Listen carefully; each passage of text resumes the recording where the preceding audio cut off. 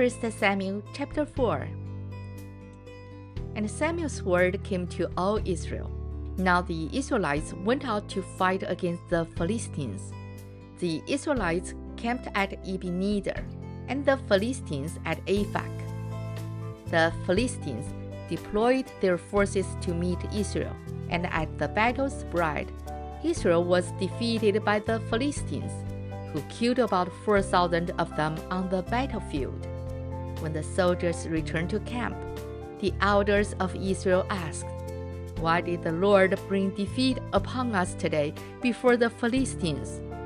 Let us bring the ark of the Lord's covenant from Shiloh, so that it may go with us and save us from the hand of our enemies."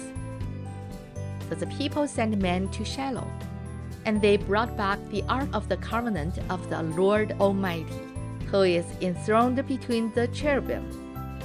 And Eli's two sons, Hophni and Phinehas, were there with the ark of the covenant of God.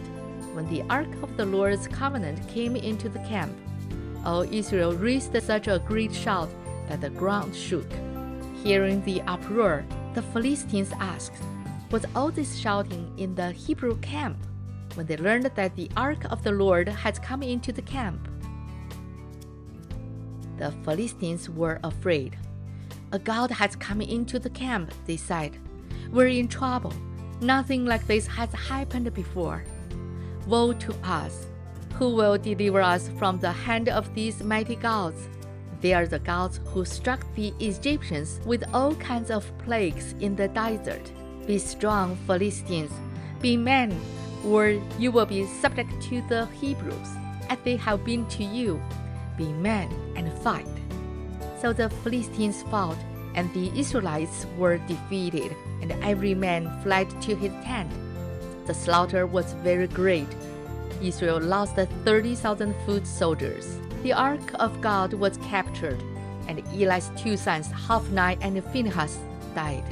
That same day, a Benjamite ran from the battle line and went to Shiloh, his clothes torn and dust on his head. When he arrived, there was Eli sitting on his chair by the side of the road, watching, because his heart feared for the ark of God. When the man entered the town and told what had happened, the whole town set up a cry. Eli heard the outcry and asked, "What is the meaning of this uproar?" The man hurried over to Eli, who was 98 years old and whose eyes were sight, so that he could not see. He told Eli, "I have just come from the battle line. I fled from it this very day." Eli asked, "What happened, my son?" The man who brought the news replied, "Israel fled before the Philistines, and the army has suffered heavy losses. Also your two sons, Hophni and Phinehas, are died, and the ark of God has been captured." When he mentioned the ark of God, Eli fell backward off his chair by the side of the gate. His neck was broken, and he died, for he was an old man and heavy. He had led Israel 40 years. His daughter-in-law, the wife of Phinehas, was pregnant and near the time of delivery. When she heard the news that the ark of God had been captured and that her father-in-law and her husband were dead, he sent into labor and gave birth, but was overcome by his labor pains. As she was dying, the women attending her said, "Don't despair. You have given birth to a son."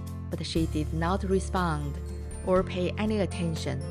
She named the boy Ichabod, saying, "The glory has departed from Israel because of the capture of the ark of God and the death of his father-in-law and her husband." She said, "The glory has departed from Israel, for the ark of God has been captured." This is the end of 1 Samuel chapter 4.